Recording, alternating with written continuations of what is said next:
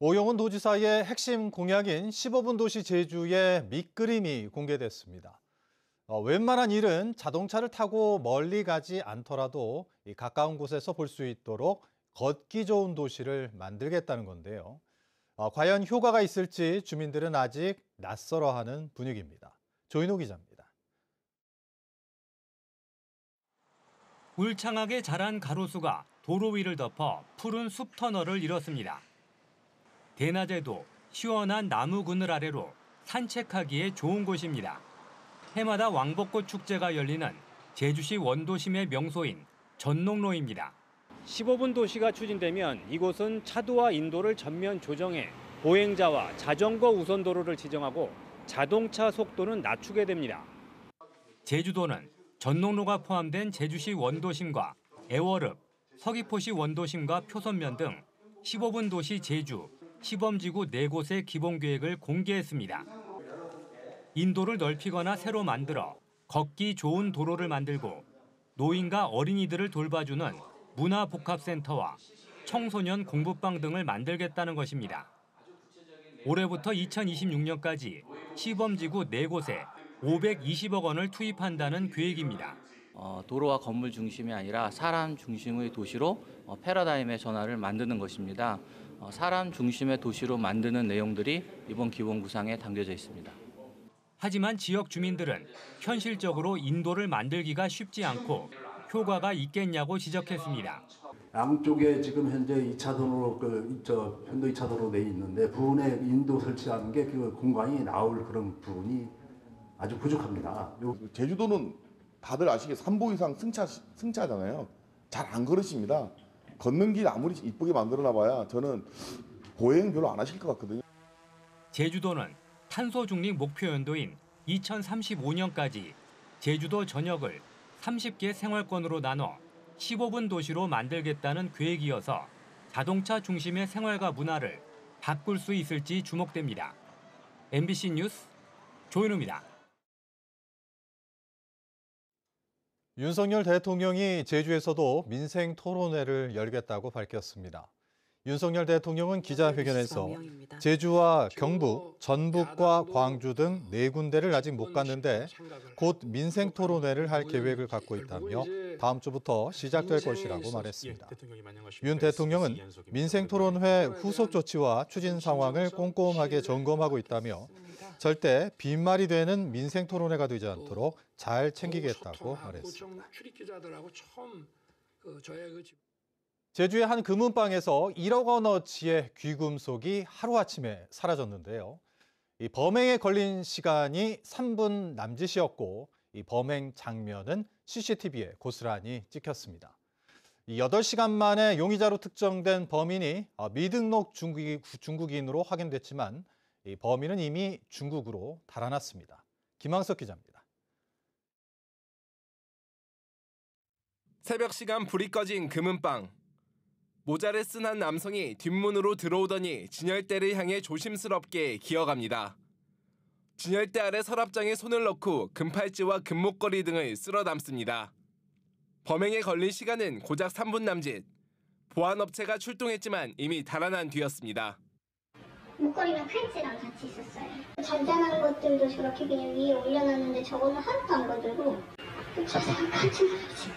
금은방 도난 사건이 일어난 건 지난 7일 새벽 3시 10분쯤 40대 중국인 남성이 1억 원어치의 귀금속 70여 점을 훔쳐 달아났습니다. 중국인 남성은 이 철문을 통해 건물 내부로 들어간 뒤 금은방 뒷문에 설치된 보안 장치의 선을 끊고 침입한 것으로 확인됐습니다. 범행 후에는 택시를 타고 여러 곳을 옮겨다니며 옷을 갈아입었고 범행 8시간 만인 오전 11시 20분 제주공항에서 중국 상하이로 출국했습니다. 지난해 6월 무비자 제도를 이용해 제주에 들어온 뒤 미등록 외국인이 된 이 남성은 범행 전 미리 자진 출국 신고를 하고 비행기표까지 끊어뒀습니다. 살던 집은 이미 짐 정리까지 다 마친 상태로 출국 시간에 맞춰 범행을 사전에 계획한 것으로 보입니다. 용의자에 대해서 체포영장을 발부받아서 인터폴과 공조해서 가장 높은 단계 수배를 요청을 해서 적극적으로 검거할 예정입니다. 경찰은 공항 출국 수속을 문제없이 마친 점으로 미뤄 귀금속을 처리해줄 공범이 있을 가능성도 있다고 보고 수사력을 모으고 있습니다. 한편 제주공항은 엑스레이로 수함을 검사를 하지만 보안 요원들이 모든 짐을 다 살필 수는 없어 걸러지지 않을 가능성도 있다고 설명했습니다. MBC 뉴스 김항섭입니다. 해변이나 공원 등 공공장소에서 골프 연습을 하는 행위들이 잇따라 논란이 되고 있습니다. 재작년에도 이런 일이 있었는데 이번에는 제주의 한 포구에서 남성 4명이 골프 연습을 하는 모습이 포착돼 눈살을 찌푸리게 하고 있습니다. 홍수연 기자입니다. 제주 시내가 보이는 한 포구. 남성 4명이 바다를 향해 골프를 칩니다. 한 명이 먼저 채를 휘두르고 뒤이어 다른 남성이 공을 치지만 빗나갑니다. 그제 오후 5시쯤 제주시 용담동의 한 포구에서 남성들이 골프를 친다는 신고가 경찰에 접수됐습니다. 골프를 치는 모습은 근처에 있던 시민의 휴대전화 카메라에 잡혔습니다. 그래서 버리고 있다. 그거는 그래서 쳐버린 것 같아요. 그럼 성인 4명이라고 이렇게 해가지고. 골프 공을 친 현장인데요. 당시 경찰이 신고를 받고 이곳에 출동했지만 행위자들이 현장을 벗어나서 적발하지는 못했던 것으로 파악됐습니다. 현장 주변은 낚시객들이 즐겨 찾고 불과 500m도 떨어지지 않은 곳에는 제주공항이 있어 착륙하는 항공기들이 수시로 낮은 고도로 비행하는 구역입니다. 이건 안 되는 것 같은데? 비행기도 내리고 그래서. 제주해경은 해당 구역이 어촌어항법으로 지정된 정주어항으로 행위자들이 특정되면 금지 행위 위반 등으로 처벌될 수 있다고 밝혔습니다. 이러한 행위 관련 적발될 경우 관련 법령에 의해서 처벌받을 수 있습니다. 제주에서는 재작년에도 해수욕장 백사장과 시내 공원 등에서 골프 연습을 하는 모습이 온라인 등에 게시돼 논란이 일었습니다. MBC 뉴스 홍수현입니다. 제주대가 의대 정원 증원을 위한 학칙 개정안 부결에 대해 재심의를 할 것으로 보입니다. 제주대는 내일 총장이 출장해서 돌아오는 대로 교수평의회 부결에 대해 재심의를 요청할 예정이라고 밝혔습니다. 재심의가 요청되면 교수평의회가 다시 열려 의원 31명 중 3분의 2가 출석하고 3분의 2가 찬성해야 안건이 통과될 수 있습니다. 재심의에서도 부결되면 증원이 어려울 수 있는데 교육부는 학칙 개정 부결에 대해 시정명령과 행정조치를 할 계획이라며 정원 증원에는 문제가 없다는 입장입니다.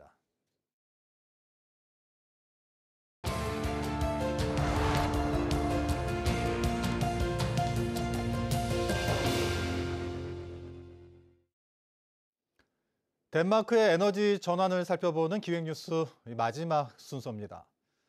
별다른 산업 기반이 없는 덴마크의 작은 농촌 마을이 혁신적인 에너지 도시로 떠오르고 있는데요. 이 풍력과 태양광 발전 단지를 건설하고 에너지 산업 단지를 조성해 관련 기업을 유치한 결과입니다. 에너지 전환을 통해 산업 구조를 바꾸고 있는 덴마크의 사례를 송원일 기자가 취재했습니다. 덴마크 북서부의 작은 농촌 마을인 스키베이에 들어선 에너지 산업단지. 청정연료와 탄소 저감 기술을 개발하는 기업들이 입주해 있습니다. 별다른 산업 기반이 없는 외딴 농촌을 찾아온 이유는 풍부한 재생에너지와 다양한 기반 시설 때문입니다. 산업단지 바로 옆에 조성된 84메가와트 규모의 풍력과 태양광 발전단지. 정부의 규제 특례가 적용돼 국가 전력망을 거치지 않고 전기를 직접 공급받기 때문에 재생에너지 인증을 쉽게 받을 수 있습니다. 이곳에 입주한 한 에너지 기업. 재생에너지 전기를 이용해 죽은 나무를 600도로 고온 처리하면 살아있는 동안 흡수한 이산화탄소를 가둘 수 있습니다. 바이오 수치라 부르는 이 제품이 탄소를 저장하는 기간은 최소 100년. 바이오숯 1톤으로 대략 2톤의 탄소를 줄일 수 있습니다. 밭에 뿌리면 비료도 되고 수분을 흡수해 저장하는 역할도 합니다.